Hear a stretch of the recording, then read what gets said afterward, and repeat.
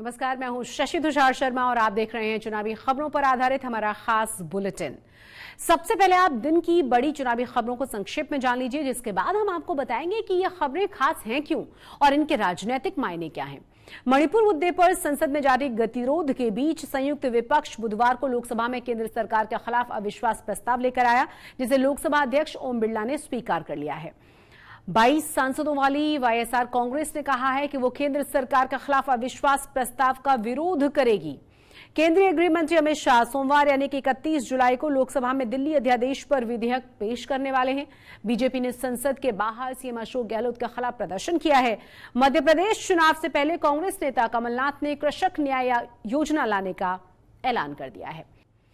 और आइए इन खबरों को विस्तार से समझते हैं। मणिपुर मुद्दे पर संसद में जारी गतिरोध के बीच संयुक्त विपक्ष बुलाकर बुधवार को लोकसभा में केंद्र सरकार के खिलाफ अविश्वास प्रस्ताव लेकर आया है, जिसे लोकसभा अध्यक्ष ओम बिरला ने स्वीकार कर लिया है।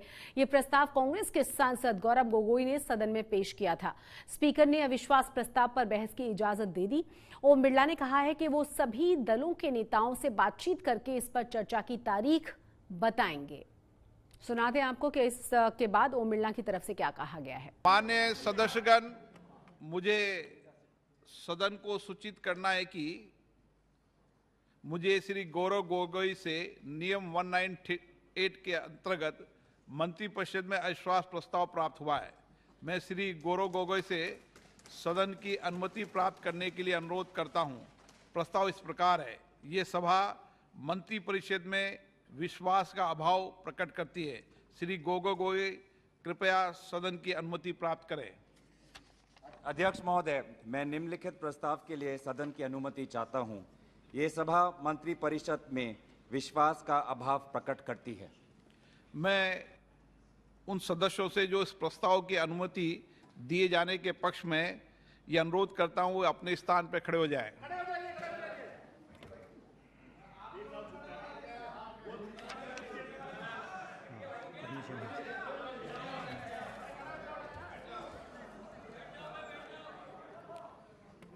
इस प्रस्ताव की अनुमति दी जाती है। मैं सभी दलों के नेताओं से चर्चा कर और नियमों के तहत उचित समय पर चर्चा करने की तिथि से आप सबको अवगत करा दूंगा। विपक्ष के अविश्वास प्रस्ताव के बाद राजनीति तेज हो चुकी है। बिहार के सीएम नीतीश कुमार ने इस प्रस्ताव को जरूरी बताया है, तो वहीं बीजेपी का कहना यह है कि उन्हें इस प्रस्ताव से कोई आपत्ति है ही नहीं और वो हर तरह की चर्चा के लिए तैयार हैं। हम तो चाहते हैं मणिपुर पे चर्चा हो। कल गृह मंत्री जी ने भी लोकसभा में फिर बोला, क्योंकि इनका विषय सत्र शुरू होने से पहले यही था कि मणिपुर पे चर्चा कराओ। अब चर्चा कराने की जब हमने सहमति भरी तो रूल्स ले आए। रूल्स पे कुछ डिस्कशन पे सहमति बन रही थी, तो एक नया मुद्दा ले आए कि प्रधानमंत्री जी आकर के चर्चा शुरू करें। ये मुझे लगता है बहाना है। सर, नंबर अगेंस्ट ऑपोजिशन है, उसके बाद भी नो कॉन्फिडेंस मोशन। वो तो उनका काम है जी, उनका काम है, हम क्या करें। महिलाओं के साथ किस तरह से दुरुपयोग किया गया, नंगा उसको करके कैसे किया गया, ये कहीं संभव है करना? तो इन सब चीजों को लेकर के पूरा विपक्ष एकजुट होकर के इस बात को कह रहा है। तो इस पर तो कुछ बोलते नहीं है, तो बोलना ना चाहिए, वहाँ जवाब देना ना चाहिए जी। तो इसीलिए तो ला रहा है उसी के चलते लोग कि सब लोगों ने तय किया है वहाँ, तो वही बात है। सदन में अविश्वास प्रस्ताव लाने का भी एक नियम है और इसे नियम 198 के तहत लोकसभा में पेश किया जाता है। इस अविश्वास प्रस्ताव को संसद में पेश करने के लिए करीब 50 सांसदों की जरूरत होती है। अगर संसद में अविश्वास प्रस्ताव पर वोटिंग से दौरान 51% से ज्यादा सांसदों ने इसके पक्ष में मतदान कर दिया तो सरकार मुश्किल में पड़ जाएगी। ऐसी स्थिति में सरकार को बहुमत साबित करना होता है। बीजेपी की अगुवाई वाली एनडीए सरकार के पास अभी लोकसभा में 330 से ज्यादा सांसदों का समर्थन है। अकेले बीजेपी के पास 301 सांसद हैं। वहीं विपक्षी खेमे यानी कि इंडिया गठबंधन के पास है लोकसभा में 142 और राज्यसभा में 96 सांसद। संख्या बल के हिसाब से दोनों ही सदनों में सत्ता पक्ष काफी मजबूत है। लोकसभा में सरकार के खिलाफ अविश्वास प्रस्ताव का नोटिस स्वीकार होने के बाद अब सबकी नजरें हैं उन दलों पर जो न तो संयुक्त विपक्ष वाले इंडिया गठबंधन के साथ हैं और न ही बीजेपी की अगुवाई वाले एनडीए गठबंधन के साथ। हालांकि लोकसभा में सरकार के लिए नंबर गेम कोई समस्या नहीं है, लेकिन 22 सांसदों वाली वाईएसआर कांग्रेस ने कहा है कि वो केंद्र सरकार के खिलाफ अविश्वास प्रस्ताव का विरोध करेगी। वाईएसआर कांग्रेस सांसद वी विजयसाई रेड्डी ने कहा है कि जब सब कुछ सामान्य चल रहा है तो अविश्वास प्रस्ताव की जरूरत है कहां, हम अविश्वास प्रस्ताव का विरोध करने जा रहे हैं। जब सब कुछ सामान्य चल रहा है तब अविश्वास प्रस्ताव की क्या जरूरत है? So your party is going to oppose it or support it? हम अविश्वास प्रस्ताव का विरोध करने जा रहे हैं। केंद्रीय गृह मंत्री अमित शाह सोमवार यानी कि 31 जुलाई को लोकसभा में दिल्ली अध्यादेश पर विधेयक पेश करेंगे और मंगलवार को पीएम मोदी की अध्यक्षता में हुई केंद्रीय मंत्रिमंडल की बैठक में इस बिल को मंजूरी दे दी गई थी। केंद्र सरकार ने दिल्ली सरकार संशोधन अध्यादेश 19 मई को जारी कर दिया था। लोकसभा में ये बिल पारित कराने में सरकार को कोई समस्या नहीं होगी। हालांकि राज्यसभा में बिल पारित कराने के लिए सरकार को एनडीए और इंडिया दोनों ही गठबंधनों से दूरी बनाकर चल रही पार्टियों के थोड़े बहुत समर्थन की दरकार होगी। आम आदमी पार्टी का दावा यह है कि इस बिल पर संयुक्त विपक्ष की तैयारी पुख्ता है। चलिए इस मामले में आम आदमी पार्टी के सांसद राघव चड्ढा ने क्या कहा है, जरा सुनिए। देखिए, ये एक दिल्ली का अध्यादेश केवल दिल्ली का अध्यादेश नहीं है, ये लोकतंत्र और संविधान के खिलाफ है। दिल्ली में तो प्रयोग किया जा रहा है। अगर दिल्ली में बीजेपी का ये प्रयोग सफल हो जाता है तो ये प्रयोग फिर तमाम गैर भाजपा राज्यों में देश भर में किया जाएगा। तैयारी हमेशा सारे राजनीतिक दलों की रहती है, हमारी भी है। प्रयास यही है कि सब लोग साथ आएं। मैं तो बीजेपी के लोगों से भी हाथ जोड़कर अपील करूंगा कि ये संविधान और लोकतंत्र के खिलाफ अध्यादेश है, हमारा साथ दें। और ये अध्यादेश क्यों लाया गया? ये इसलिए लाया गया क्योंकि पिछले कई दशकों से दिल्ली में बीजेपी सरकार नहीं बना पा रही। अभी हाल ही में जो पिछले एक दशक में 3 महत्वपूर्ण विधानसभा के चुनाव हुए, 2013 में हुआ, 2015 में हुआ, 2020 में चुनाव हुआ। तीनों चुनावों में दिल्ली की जनता ने अरविंद केजरीवाल जी का माथा चूमकर उन्हें सरकार बनाने का मौका दिया। बीजेपी कई दशकों से दिल्ली में सत्ता में नहीं है।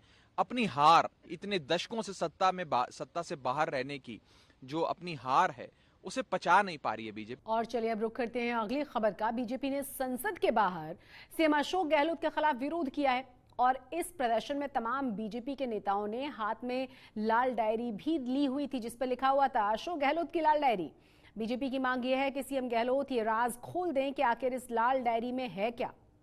तो किरोड़ी लाल मीणा जो कि सांसद हैं बीजेपी के राजस्थान से, उन्होंने क्या कहा है, जरा सुनिए।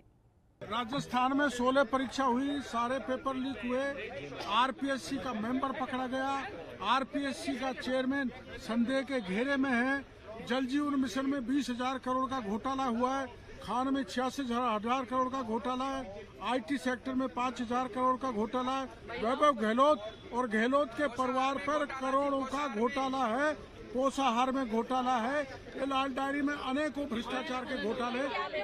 तो राजस्थान के पूर्व मंत्री राजेंद्र गुढ़ा ने लाल डायरी का मुद्दा उठाकर गहलोत सरकार को सवालों के घेरे में खड़ा कर दिया है। चुनावी साल में गुढ़ा की ये लाल डायरी गहलोत सरकार के वोट बैंक पर भी असर डाल सकती है। मध्य प्रदेश चुनाव से पहले कांग्रेस के नेता कमलनाथ ने कृषक न्याय योजना लाने का ऐलान कर दिया है। उन्होंने कहा है कि अगर मध्य प्रदेश में कांग्रेस की सरकार बनी तो किसानों का कर्ज माफ कर दिया जाएगा, साथ ही किसानों के जितने भी बकाया बिल्स हैं वो भी माफ कर दिए जाएंगे। कमलनाथ ने शिवराज सरकार पर भी करारा हमला बोला। उन्होंने कहा कि बीजेपी ने प्रदेश के किसानों को धोखा दिया है और किसान अब कर्ज में डूब गए हैं। और चलिए सुनाते हैं आपको कि कमलनाथ ने और क्या क्या कहा है।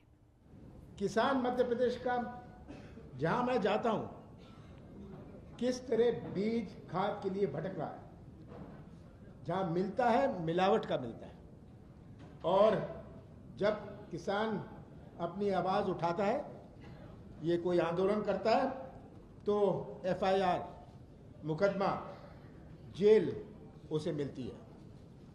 हमने ये सब पर अध्ययन करके ये तय किया है कि हम कृषि न्याय योजना लाएंगे।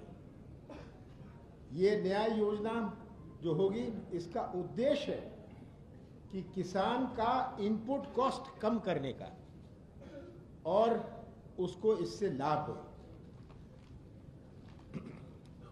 इस योजना में किसानों का कर्ज माफ जो हमने कहा था, घोषणा करी थी, जो बीजेपी ने बंद किया, ये हम चलाते रहेंगे, ये चलती रहेगी। हमारी जैसी सरकार बनती है, मैं मध्य प्रदेश के किसानों को आश्वासन देता हूं, जो हमारी पहली घोषणाएं थी, जहां हमने पहले किश्त में 27 लाख किसानों का कर्जा माफ किया था, इसको हम दूसरी किश्त, तीसरी किश्त में आएंगे। चुनावी खबरों के हमारे इस खास बुलेटिन में फिलहाल इतना ही। चुनाव से जुड़ी हुई तमाम बड़ी और अहम जानकारियों के लिए आप जुड़े रहिए चुनाव आज तक के साथ ही हमारे इस चैनल को सब्सक्राइब करना बिल्कुल मत भूलिएगा। नमस्कार।